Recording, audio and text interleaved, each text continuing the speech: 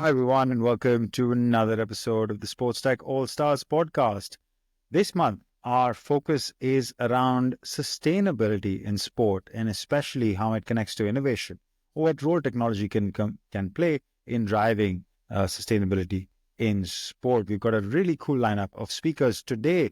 On the episode, I got to speak with Christian from turfcoach, a company that helps with turf maintenance for starting with football pitches, but also goes across all sports which play on turf. Christian has been working at this problem for a while. His background is with the United Nations around the topic of agriculture and developing tech solutions, and he brought that know-how into sports, which is really fascinating to hear. So we cover how exactly the product does what it does, what benefits it can provide to the sports organization in general, and not just the groundskeeper and their team, and also how it interfaces with the topics of sustainability, how it saves on resources like water and energy and various other things, and therefore helping build a more sustainable environment and environmentally friendly and efficient system for the sports operators that are working around it. Was a really cool episode chatting with Christian, somebody I've known for a while. Hope you enjoy it.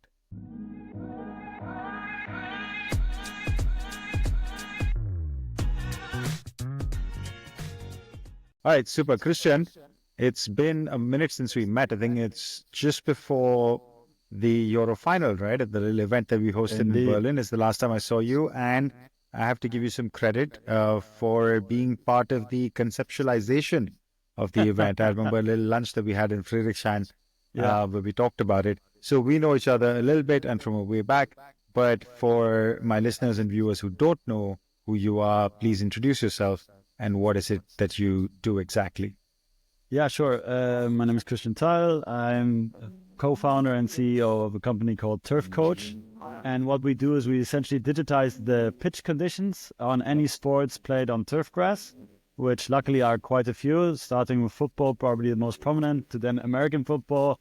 But there's rugby, cricket, Aussie rules, golf, or even Wimbledon, so whatever you like. And we are mainly focused on football, and so we support groundsmen in becoming digital, but this information is also being given to coaches and players to take decisions based on the pitch conditions. Nice. And this is the interesting thing I found about the solution, which I found when we first met, is that it's a product for groundsmen, actually, at the end, or the maintenance guys who actually look after the turf, which is arguably one of the most underserved communities within sports. There aren't too many innovations that happen there. Before we get to the actual solution, you've already described it a little bit about what turfcoach does. Walk me through the evolution, your own evolution or journey, about what brought you to setting up this product, this solution, and why you chose this is the problem that you wanted to solve. I guess that has to do with my background. So, I used to work at the United Nations in sustainable land use, in South America. And while being there, I realized had an interesting organization, interesting impact, but I wanted to be a bit stronger hands-on. And then I joined an agri-tech startup. So a startup which was focused actually on avocados. And they did software and soil moisture sensors for avocados. And in avocados, it's also pretty common that we only eat the Hass avocado, so one species of the entire avocado plant, And thus, when they got bought up, I figured, let me use that tech and see if there are football clubs which are interested in a similar kind of solution. And that's when I sent out on a Thursday afternoon 4 emails to info@ of Bundesliga clubs. And when I woke up, all 4 of them had responded, and I realized, okay, let me take a look at what they do. And then I went there and saw that, as you already described, they're rather served with technological solutions. It's difficult to support them actually with a digital tool that is easy in its day-to-day usage, because they are very busy men or women, And thus I actually said, okay, let me apply for some public grants and move to Leipzig to spend an entire year next to the RB Leipzig groundsman and develop a solution, a bespoke solution for them that could actually serve the industry. And that was our starting point around 3 years ago when I started this company. And since then, quite a lot has happened. Also, a lot of user testing to actually make sure that our product really works. And luckily now we are with a few more clubs. Okay. And so 3 years ago, you came, well, that was in Leipzig, and now you moved to Berlin, or is it back to Berlin? Were you were you in Berlin before? Yeah, I was in Berlin before. So then I moved out to Leipzig, came back.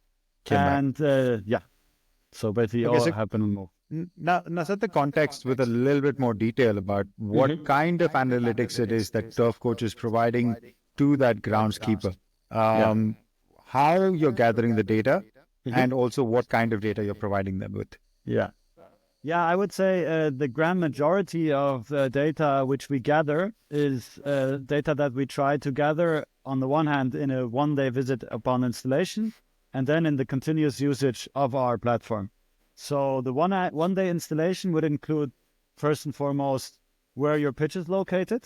Yeah, so we make a shade analysis then of every pitch, because that influences quite drastically how much water is consumed, how much fertilizer is consumed, but also how the conditions on the field are. Yeah, so if one area gets double the amount of sunlight hours, then that's probably a lot drier and needs a different kind of treatment to make sure that the pitch is equal. Yeah, so we will have this, let's say, shade data. Yeah, then we have a weather station which we tend to install if they don't already have one, which then we just integrate it, and then we take a look at their entire inventory and machines and fill out these fill up the inventory in a digital format and digitize the machines with QR codes, so that then the groundsmen, when they do their daily activities, they can scan the QR code and we know which activity took place on which pitch by which person, which allows us to give the first level of insights. Yeah, so by knowing the maintenance activity, the weather activity, and some sort of, let's say, infrastructure conditions, then we can start giving out recommendations, because we know, for example, when you need to irrigate again, or when you need to fertilize again, or when it was last mowed, so when you need to mow again or paint lines again. So this is kind of then the level of recommendations you can give on a more high, let's say, agronomic level. But you also have more simple recommendations which refer to you need to restock or you need to maintain your machines, which are pretty straightforward. And as a third source, I would say, which makes it very interesting for us, is groundsmen can enter any sort of measurements from any sort of measurement tools on the pitch conditions. There are several measurement tools, such as soil moisture measurements, hardness measurements, or any whatsoever. And that allows us to once again have a reference point to knowing that this kind of weather happened, this kind of maintenance happened, and this is the pitch hardness.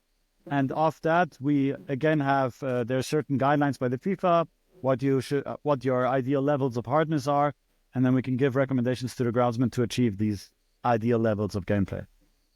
I remember reading an article about, and this is where I got curious when I saw your solution, about how much, like, we don't talk about it in let's say in the fan forums and stuff, right? We talk about transfers and we talk about maybe tactics.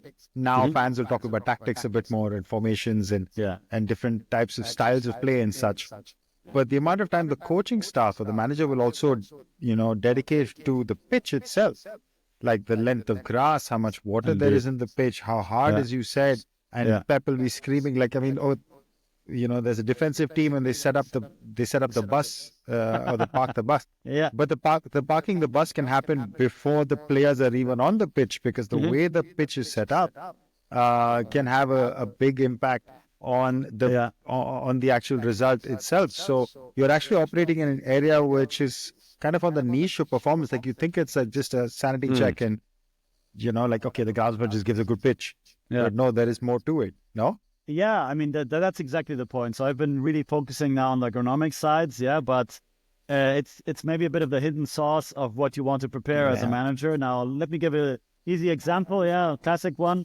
Barcelona, for example, plays on a relatively hard pitch at 20 millimeter length, which is exactly the minimum what is allowed by the FIFA, which obviously makes for a very quick gameplay, and then they water the pitch a bit, so the ball really goes very quickly, and favors a certain passing style football match for which Barcelona has been known for years, And unsurprisingly, most of the coaches which come from that school, be it a Pep Guardiola or Mikel Arteta and so on, they play at a very short length, 21, 22 millimeters. Now, the title-winning club in Germany last year played at 27 millimeters. In Germany, the standard height tends to be more around 25, yeah? But if you really want to see how a bad pitch can influence a game, well, watch the first round of the FA Cup or the first round of the DFB Pokal or of Copa del Rey, yeah? And you will know why a bad pitch can make a big difference. It's because the ball will not roll automatically straight. It will bounce in different directions. And any goalkeeper can probably tell you a story, yeah, of a bad ball bounce slipping under his arms and then going straight in the goal, which can be a bobble costing millions, right? And there you go as to why high pitch quality influences actually also your gameplay strategy, yeah? You want to play quick, you want to play differently, but overall, if your pitch is not, let's say, uniform in its conditions, you start having a serious problem also and a risk for injuries, which is a second aspect to the story, which is, let's say you want to choose the optimal studs for a pitch, yeah? But if the one area of the pitch is very soft, where you would want to have longer studs, and the other one is very hard, where you would want to have shorter studs, there is no ideal shoe, actually, which means there is no uniform conditions, and actually these variable conditions within a pitch are an obvious risk of injuries on a day-to-day basis, whether be it your training grounds or your stadium pitch. And I think this is what's becoming more mainstream as the smart fan is getting smarter. Yeah. And then it's almost like you need to find what is the next thing that I need to know or investigate and get more curious about. Because now the baseline is, everybody is talking about tactics or XG, even like that's common in like sports broadcast. So that's the baseline. Yeah. So what is the additional level of information that coaches are looking for and therefore fans are looking for? And the reason I mentioned that is you already touched on a couple of points. One is injuries. You want the best players on the pitches as much as possible. And if the pitch is causing a problem, then that's a huge issue for any club, number one. And number two, the fans also want to watch a good game. Indeed. I mean, not to say that, a defensive game is a bad game or something, but yeah, if the ball is rolling around or if it's getting stuck in mud or there's like waterlogged pitch and stuff, nobody will call that a good game. No, I think nobody really enjoys that. So having a really good high quality pitch can add so much to the quality of the game. Okay. Indeed. I think we've done a decent go ahead. Even if it just is to avoid a game cancellation. Yeah, at minimum, right? Fantastic. Yeah. So I think we've done a decent job of setting the context of why the pitch is important, or the different ways. We all know it's important, but what are the different factors that we can apply that importance to, and then therefore what you do and why that is important to providing the groundskeeper or that team with all the best tools to provide the best possible pitch. So now tell me about who you're doing this for. Give me some use cases. Give me some examples of where you guys have done some implementations. You already mentioned RB Leipzig, but maybe there have been more within Germany and outside. Oh yeah, I mean indeed. So we are operating with mainly top tier clubs, first league clubs at the moment. Yeah, in Spain, in Italy, in England, in Germany. Yeah, and these are kind of our four main markets which we are in at the moment. And I mean, there are clubs there, which, for example, play in Italy and win leagues in Italy, or have been playing a Champions League across Spain. So, I mean, they're very high clubs, but there's also clubs which, for example, in German history, we have a club here in Berlin which for the first time played Champions League forever, and is growing and has expanded their training grounds and doubled the training ground pitches, and realized, okay, we need the digital tool to kind of keep the overview here. Yeah, we were a small team, but now expenses are growing, so we want to keep an overview of what's happening. We bought new machines, so we want to keep track of their usage hours. Our team has gotten way bigger in value, and every pitch which we're going to replace is going to cost us around 150 to 200,000 euros. So let me keep an idea here. And then it's also teams, or we're looking currently at leagues where which are growing, like in the US, the MLS, where you know that particular players say they don't play on an artificial turf field. Yeah, and they do so for a certain reason, and which obviously calls into into question as to what is the optimal playing field to actually promote also your league as itself and to make sure that you can attract the top players. Yeah, be it in Saudi Arabia, be it in the US. You want to be growing, you want to have great tournaments, yeah, and you want to have great leagues where everyone is kind of happy. And so we're seeing actually quite a bit of growth also actually outside of professional football, also in so-called college sports. We're having a few pilots running with universities. And for us, it's a learning because every infrastructure is different. In the case of universities, obviously multiple sports, multiple different management styles on overall big fields of turf with a very limited amount of staff. So different challenges there. But in the end of the day, it's about maintaining the turf in an optimal condition, knowing what weather is coming at you, knowing what kind of football or what kind of game you want to play, and then adapting to it in advance, being preventative. Perfect. Yeah. Okay, I appreciate you don't want to take names, but I think you've given us enough hints to guess at least the level of teams that you're working with. You also mentioned at the start of the episode that this is a product for turf. It's not a product for football turf, right? Yeah. So, yes, I mean, right now, maybe you're operating in football, soccer, wherever you're listening to this. But are you already working in any other sports? And if not, what are the sports that you're looking at maybe to enter next? Like just following football? Yeah, sure. So given that we're currently in Europe, football, soccer is the main vocal point, let's say. Let's put it like this. However, just across the channel in the UK, we have quite a few clubs, as I mentioned, but also universities, which we're currently testing with. And there we are actively looking at and piloting our product in different sports. So cricket is something we're looking at actively. Rugby too, yeah. These are, let's say, the two main ones we're looking at the moment. And we would like to do, and as well as golf, yeah. And outside of those three sports, we're looking at American football to actively have a test there. Having a few options. Luckily, this sport's also being played in mainland Europe. So, yeah. Makes sense. And I guess like football, golf is another one where the primary equipment, let's say the ball, is spending a lot of time on the surface of the field of play versus in cricket. Yeah, but the pitch is more important than the field. You know what I mean? And also with rugby, you're carrying the ball a lot more. So the dynamics of the pitch are different, or the requirements of the pitch are different. Though in cricket, of course, you always say a lightning fast outfield is hard and low cut grass versus a slower outfield, etc.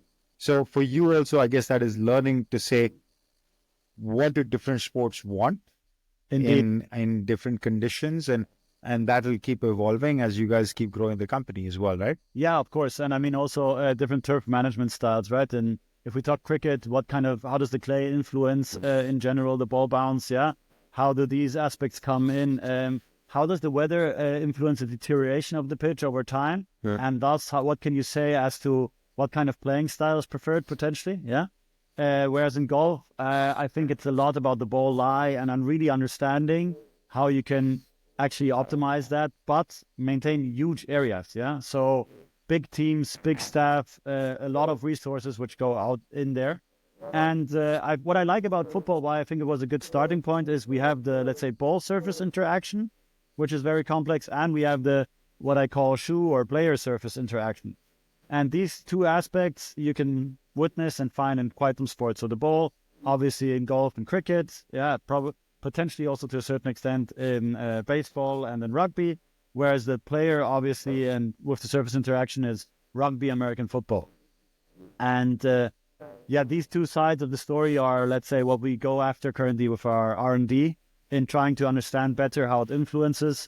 So we were mentioning before the injury aspect. I mean, if it's about shoe surface interaction, you would make sure that if the ground is very soft, that you adapt that to that in your shoe selection, but that you also potentially choose a softer pitch for regenerating trading. Whereas if you play 11-a-side, basically imitating a real game, you'll be playing on a harder field, yeah? And a surface which is potentially more closer to the stadium pitch. Yeah. Got it. So now we spent some time covering, let's say, the direct interaction layers with sport and how it affects sport performance and results and stuff. Maybe I spend a little bit of time on the indirect impact. I want to talk to you about how your product interacts with, let's say, the topic of sustainability. Sorry. Yes. Because I would imagine that if I understand my pitch better and the needs of the pitch better, then I can spend less and also maintain it at a higher quality with lesser resources, something along those lines. Yes, pretty much exactly. I mean, that's what my background was before when I was working in sustainability. So for me, this is a clear-cut sustainability business case. Yeah, because essentially what I'm helping what we are helping any sports organization with is use data in order to take informed decisions, right? And these are directly linked actually to resource usage here. So we're talking about fertilizers, which are very CO2 intensive in the production. And if you can reduce that, that's a winner. Yeah, if we're talking about, let's say, mowing, yeah, we're talking about the petrol or the energy going into the mower, yeah. Plus, if you can save yourself that once, well, that's once again another factor. And then water, the most obvious one, if we irrigate according to what is evapotranspiration, the water retention level of the soil, and knowing what and potentially moisture sensors in the ground, then you're becoming more and more exact, and you're having less water, less runoff, right?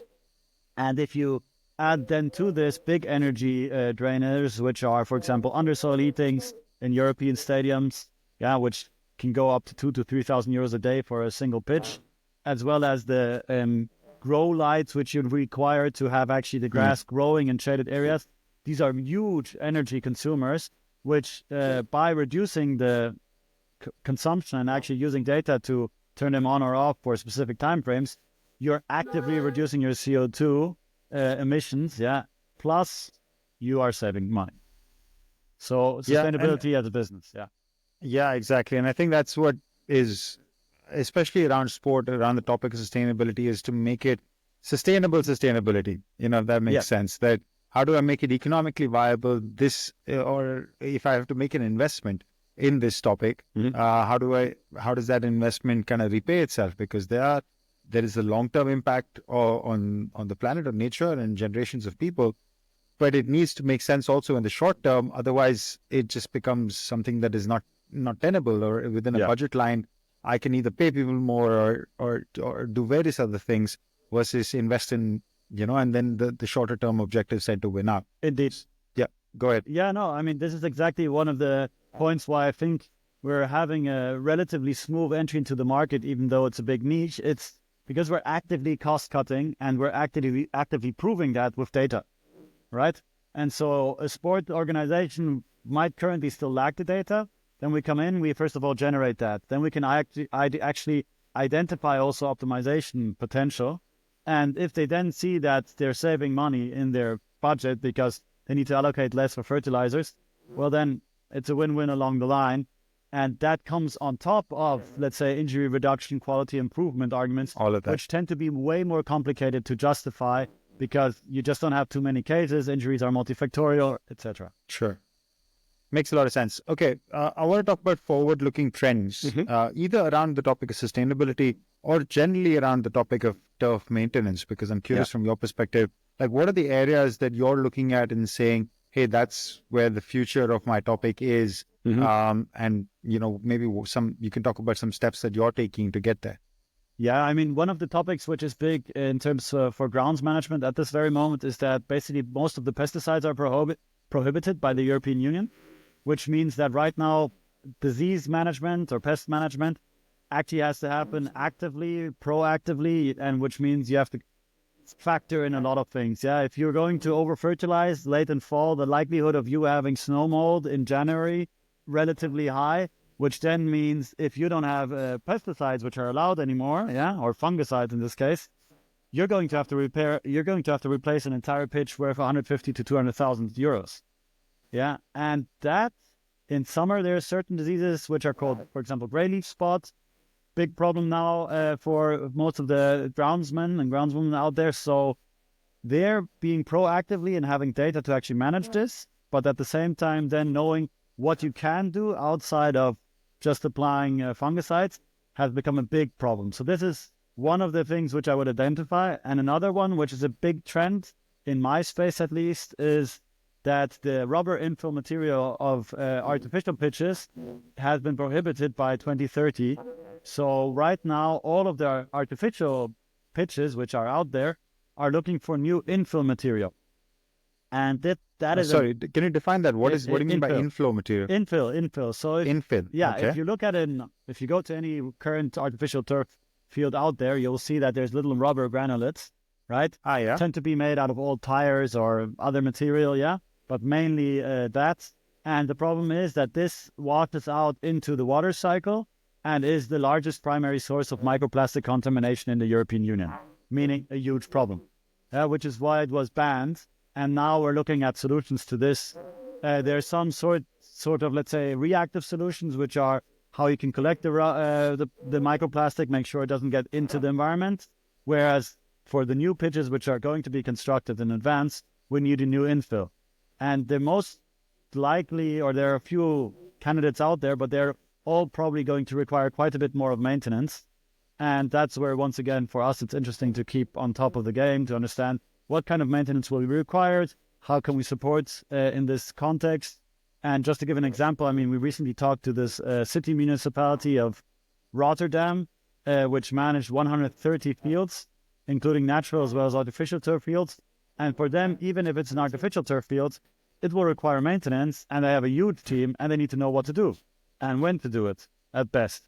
And this is really where we see also, let's say, municipalities as a potential market for a turf coach-like product. Interesting. So for you guys, it's also moving away from just turf-based products and going into maybe different types of pitches, or irrespective of the material, and that'll be part of your future. Yeah, for sure. I can understand that use case. Anybody who's been to any artificial, like five-a-side kind of football pitch, you know that those artificial pitches can deteriorate pretty badly. Oh, yes. And they, I mean, first of all, they look like, crap, but they also are tough to play on. So they also require some maintenance work. So I can imagine you guys will play a role over there as well. Maybe a last word around sustainability around your topic or around pitches and stuff. Are you seeing anything around there that the groundskeepers are talking about, or like a trend going forward? I mean, there's been a big trend recently to get hybrid pitches in place, which is basically you have plastic which gets stitched in between plastic fibers for the roots to grow around and have more stability. And now these plastic fibers are not out of normal plastic anymore, but biodegradable plastic. Main point of this was to create increasing stability over the overall pitch, so that you don't have these big variabilities between very soft and very hard areas, and in higher traction level all over. However, I would say that this is a trend which is already there, so I'm not mentioning necessarily something new. I would say that what's probably going to happen is that the measurement systems which are currently in place to measure pitch conditions will go through a certain, let's say, type of revolution. Why? Because currently, if you measure pitch conditions, you have different tools which you literally have to carry onto the pitch, and then you take, depending on the league, somewhere around 6 to 18 measurement points, and that's relatively insufficient. So our idea is we model in real time the pitch conditions based on these measurement sensor inputs, but I think there will be more sensors coming out trying to really give an objective view into the pitch conditions prior to gameplay, which can then be used to inform fans, or teams to actually take informed decisions. This is somewhat our general approach, I would say, but I really feel there will be some hardware innovations there still too. Interesting. Look forward to it. And hey, this is all kind of new to certainly me, and I would assume some, if not all of my listeners as well, because I can't imagine there are too many pitch doctors, or maybe there'll be some that are tuning in who will find this interesting. But super cool. Thanks for sharing. Thank you. Christian, can you also, now let's come back to Turf Coach. Talk to me about what is exciting for you guys in the next 12, 18 months. What's happening with you? Are you in a fundraise? Are you hiring? Is there another call to action that you want to share with our listeners and viewers? We are preparing currently a larger fundraise for the end of the year. So anyone who's interested, please feel free to reach out. We're going to expand into the US. That's kind of a given. I mean, it's a huge market, and with the FIFA World Cup 2026 coming up there, that's interesting. And on top of that, I would say from our more personal route, it's going to be to expand into more sports. Yeah, be able to actually adapt this product to more sports. And I'm very excited, let's say, the least to add more layers of AI to our product. Yeah, and what I say, as stupid as it sounds, this can be, let's say, agronomic AI to really be able to model the agronomic side better in real time, but also to really see how a pitch performs versus, let's say, video analytical data, movement data of the players, shoe selection data. This is kind of the information that, or let's say the lines that we're going down, and which I think is going to be very interesting over the next 12 to 18 months to really be able to give more valuable insights to coaches as well as players, which are the products which we're currently developing within turfcoach. Super. So to get the product smarter, better prediction, and let's say more integrated with the actual work that people do and how they do it. So, Indeed. Yeah, nice. Looking forward to it. Christian, man, as always, when we start talking, time just flies by. We're already at half an hour. We talk a mile a minute, but there's always a lot of good value, I think, in that mile that we are talking in a minute. So I appreciate you sharing all about turfcoach. If somebody wants to reach out to you, what's the best place to do that? LinkedIn or via your email? Yeah, LinkedIn is fine, or to my email, Christian at turf.coach or turfcoach.com. Choose whatever you like. And I guess, Ron, it always goes so well because you ask the right questions. It's a good flow. Thanks a lot. Yeah, really appreciate being here and always having good discussions about the future of sports. Indeed. I appreciate that as well. And last one then, before I let you go, I want to ask my favorite question, because I'll always believe we're sports fans first. So I want to know, what has been your favorite sporting moment? My favorite sporting moment, witnessed in person or witnessed virtually? However you want to go, however you want it. You can give me a couple if you want. Yeah, I mean, witnessed via TV screen was by far and large when Man United managed to make the comeback against Bayern Munich.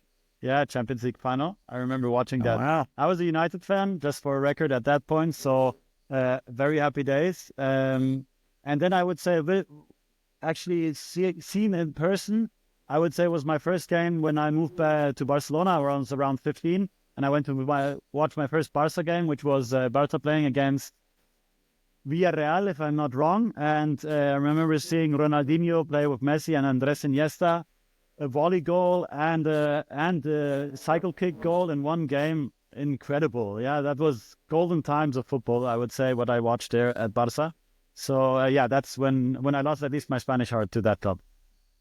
Fantastic. That's quite a passing of the torch from Ronaldinho to Messi and that generation. Indeed. And I'm very sure they lit up the new camp, the Camp Nou, many nights, and especially the one that you were there. And also appreciate the shout out to my team, to Man United. That's a great moment. But you said you were a fan, so no longer? What is this? No, I mean, I've changed locations. Yeah, I moved nationalities, and I would say that now that I'm based here in Germany and in Berlin for the past 4 years, I'm a Union Berlin fan. Yeah, I like the crowd, I would say, and I always go where the crowd is best.